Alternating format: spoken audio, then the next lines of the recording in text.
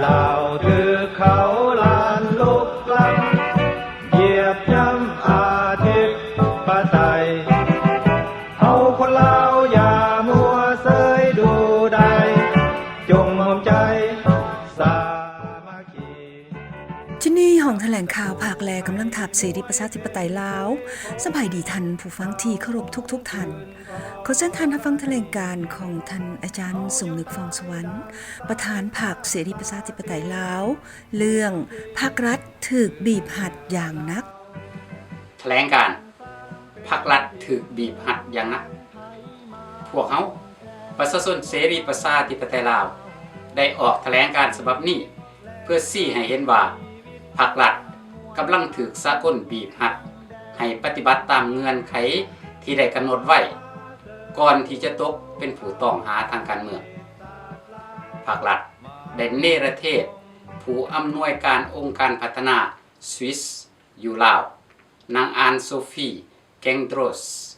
ในวันที่7ธันวาคม2012โดยกล่าวหาว่านางโฆษณาต่อต้านระบอบเผด็จการในลาวมันเป็นการกล่าวหาที่ผิดพลาดที่สุดนางเว้าความจริงว่าประชาชนลาวยังขาดสิทธิเสรีภาพบ่มีประชาธิปไตยนางบ่ได้กินแหนงแข่งใจในสิ่งที่นางได้เว้าไปในสิ่งที่นางได้เฮ็ดไปหรือในสิ่งที่นางได้เขียนไปนางว่านางจะสืบต่อถือเอาการเนรเทศและสิทธิเสรีภาพของนางต่อสู้เพื่อสิทธิเสรีภาพของผู้อื่นในเมื่อภาครัฐยอมรับเอาเงื่อนไขของสากลในการแก้ไขปัญหาลาวอย่างสันติวิธีและนับถือสิทธิของประชาชนในการเลือกระบอบการเมืองเศรษฐกิจสังคมของตนเองแต่ภาครัฐกลับมาเบี่ยงบายบ่ปฏิบัติตามแผนการที่สากลได้กำหนดไว้ทั้งที่ทานนายกรัฐมนตรีทองสิงห์ธรรมวงศ์ได้แถลงอยู่ในกองประชุมอาเซียน9ให้สากลและทั่วโลกเป็นสักขีพยานมาแล้วมันบ่เป็นเรื่องแปลกประหลาดที่นางได้เขียนหนังสือถึงองค์การจัดตั้งสากลและประเทศที่ให้การช่วยเหลือก่อนการเข้าร่วมกองประชุมประจำปีเพื่อบ่ให้บรรดาทานเหล่านั้นตกกลลวงของภาครัฐจอกอ้อยเอาการช่วยเหลือเพื่อมนุษยธรรมที่ภาครัฐเอิ้นว่าการช่วยเหลือหลานั้นไปเข้าทงส่วนตัวของพวกเขาอีกเป็นเด็ดขาดนางได้บอกให้ทุกคนรู้ว่าพวกนางกำลังเฮ็ดเวียกอยู่ในสภาพแวดล้อมที่ท้าทายที่สุดมันแม่นประเทศที่ปกครองกันตามระบอบเผด็จการพรรคเดียวเป็นบอนที่มีขอบเขตจำกัดเหลือที่สุดในการออกความคิดความเห็นเมื่อออกความคิดความเห็นเกินที่ภาครัฐต้องการแล้วผลสะท้อนแนวบ่ดีก็ติดตามมานางยังได้ติเตียนการคัดเลือกเอาแต่บุคคลที่บอกได้ใส่ฟังบ่คัดค้านนโยบายที่ล้าหลังของภาครัฐให้เข้าร่วมกองประชุมนั้นนํอีกในที่สุดกองประชุมประจำปีพิจารณาการช่วยเหลือที่ไขขึ้นในวันที่23พฤศจิกายน2012มี42องค์การจัดตั้งสากลและ35ประเทศได้ร่วมกันกำหนดเงื่อนไขช่วยเหลืออย่างเข้มงวดที่สุดเพื่อจำกัดการส่อราษฎร์บังหลวงและให้การช่วยเหลือนั้นเข้าถึงมือประชาชนยิ่งไปกว่านั้นก็เป็นการบีบหัดทางด้านเศรษฐกิจให้ภาครัฐเร่งปฏิบัติแผนปองดองชาติตามที่ตกลงกับสากลมาแล้วนั้นอย่างจริงจังและจริงใจอันนี้คือชัยชนะอันใหญ่หลวงของการต่อสู้ตามแนวทางสันติวิธีที่สากลให้การสู้สนับสนุนในเมื่อพวกเขาได้เรียกร้องให้ภาครัฐหันหน้ามาร่วมกันแก้ไขปัญหาชาติโดยไวแต่ภาครัฐก็เมินเฉยพวกเขาจึงได้เตือนภาครัฐโดยออกแถลงการณ์บอกว่ามีสมาชิกกลุ่มภาคีร่วมสากล15ประเทศตั้งคำถาม เกี่ยวกับการเลือกตั้งในลาวอยู่กองประชุมรัฐสภาอาเซียนยุโรปครั้งที่ 7แต่บ่มีคำตอบจากนั้นก็ได้แถลงเติมอีกว่าจะมี5ประเทศตั้งคำถามในทำนองเดียวกันอยู่กองประชุมอาเซียนเก่าในเมื่อทานนายกรัฐมนตรีทองสิงห์ธรรมวงศ์ได้แถลงให้คำตอบเป็นที่พึงพอใจในการสร้างความปรองดองชาติโดยสันติวิธีประชาชนลาวและองค์การจัดตั้งสากลก็มีความส้มสื่นยินดีน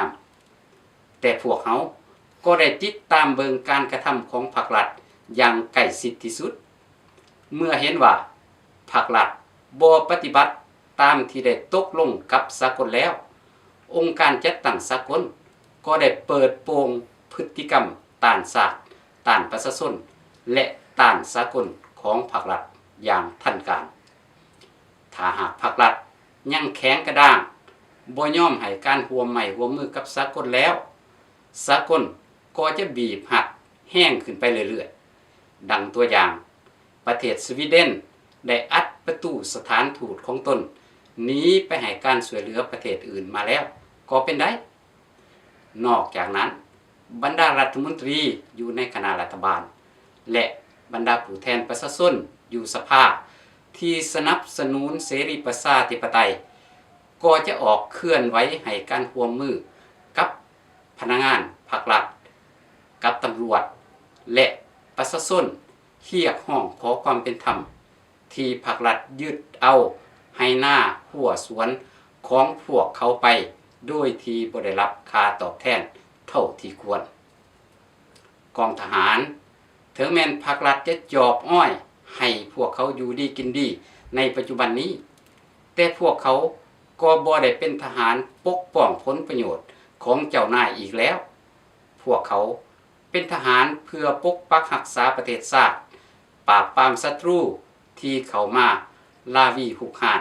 และช่วยเหลือประชาชนดังนั้นขอให้ภาครัฐจงปฏิบัตินโยบายปรองดองชาติตามที่ได้ตกลงกับสากลมาแล้วนั้นให้เป็นรูปธรรมโดยไวก่อนที่จะหมดโอกาสเพราะการลบหลีกแก้ตัวของภาครัฐมันจะสุกยู่ให้คณะภาครัฐกลายเป็นศัตรูของชาติของประชาชนและต้องถูกดำเนินคดีจากศาลยุติธรรมนานาชาติอย่างบ่ต้องสงสัยสภาพที่กล่าวมานี้มันบ่แม่นทางออกที่ดีสำหรับการสร้างความปรองดองชาติซึ่งภาครัฐบ่ควรจะเลือกเอาพวกเฮาประชาชนเสรีประชาธิปไตยลาวขอแสดงความขอบอกขอบใจนำบรรดาประเทศเพื่อนมิตรของประชาชนลาวในทั่วโลกโดยเฉพาะกลุ่มภาคีรวมสากล15ประเทศที่ให้การช่วยเหลือติดตามประคับประคองให้การโฮมลาวครั้งประวัติศาสตร์นี้เป็นไปตามแผนการที่สากลได้กำหนดไว้พร้อมเดียวกันนี้พวกเขาขอแสดงความขอบอกขอบใจนำผู้อำนวยการองค์การพัฒนาสวิสนางอานโซฟีที่มีความเสียสละกล้าหาญต่อสู้เพื่อสิทธิเสรีภาพของประชาชนลาวอย่างน่ายกย่องสรรเสริญที่สุดและคุณงามความดีของนางอันนี้ก็จะติดพันอยู่ในหัวใจของคนลาวตลอดไปพวกเขามีความมั่นใจเหลือที่สุดว่าบ่มีสิ่งใดจะมายับยั้งการโฮมลาวตามแนวทางสันติวิธีนี้ได้ในเมื่อภาครัฐก็ยอมรับตามเงื่อนไขของสากลทุกอย่างหมดแล้วถ้าภาครัฐบ่ปฏิบัติให้สำเร็จตามกำหนดการแน่นอนบรรดาประเทศเพื่อนมิตรของประชาชนลาวที่กำลังติดตามอย่างใกล้ชิดอยู่ในปัจจุบันนี้ก็จะดึงเอาอำนาจของประชาชนที่ภาครัฐปุ้นจี้เอาไปอย่างบ่ถูกต้องนั้นกลับคืนมาให้ประชาชนลาวทั้งชาติอย่างแน่นอนประชาชนมีไส้เสรีประชาธิปไตยองค์อาจชาติลาวจงเจริญขอกับใจที่ท่านได้รับฟังจบลงไปแล้วนั่นแม่นแถลงการณ์ของท่านอาจารย์สมนึกฟองสุวรรณประธานพรรคเสรีประชาธิปไตยลาวเรื่อง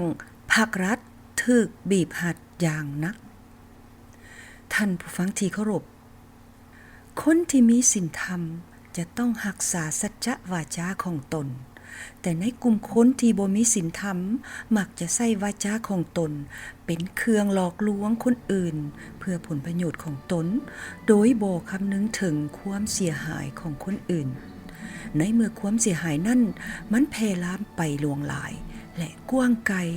มันก็จะเป็นภัยอันตรายร้ายแรงลามมาถึงตัวเองจักวันหนึ่งอย่างหลีกเลี่ยงบ่ได้สำหรับวันนี้เฮาขอลาท่านผู้ฟังไปก่อนพบกันใหม่ในโอกาสหน้าขอความสุขสบายดีจงมีแก่ทุกท่านธิปไตยบ่แม่นของไผของลาวด้วยกันทุกฝ่ายจับมือถือแขนร่วมใจกันไว้ลืมเสียความฝันหายร่วมใจกันสร้างอาณาเสรีที่ประชาธิปไตยบ่ว่าอยู่ไส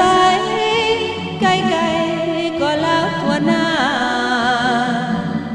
อ้อมห้วยภูเขาเหนือใต้บ่ว่า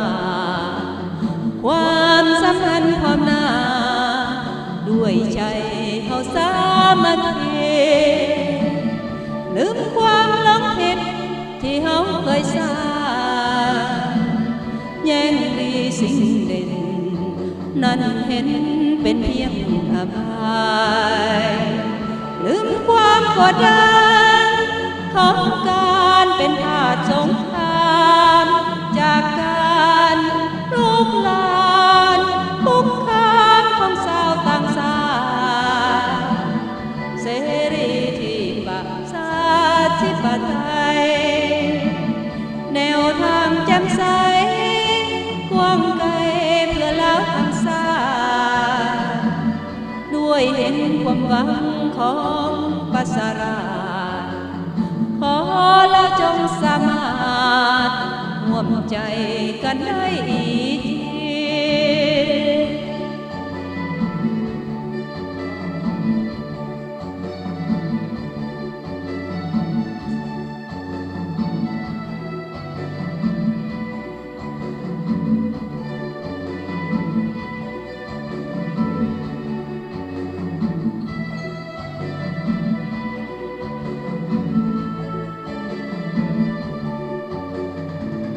เสรีที่ประชา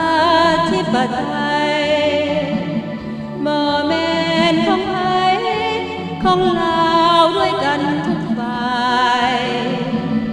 จับมือถือแขนร่วมใจกันไว้ลืมเสียความฝันหายร่วมใจกันสร้างอาณาเสรีที่ประชาธิปไตยบ่ว่าอยู่ไสไกลๆก็ลาวทั่วหน้าอ้อมห้วยภูเขาเหนือใต้บ่ว่าความสัมพันธ์พร้อมหน้าด้วยใจเอาสามัคคีลืมความหลงผิดที่เฮาเคยสร้างแย่งดีสิ่งเด่นนั้นเห็นเป็นเพียงอภัยลืมความกดดันของการเป็นทาสสงครามจากการลุกลานคุกคามของชาวต่างชาติเสรีที่ประชาธิปไตยแนวทางแจ่มใสกว้างไกลเพื่อลาวทั้งชาติด้วยเห็นความหวังของประชาราษฎร์ขอลาวจงสามารถร่วมใจกันให้อี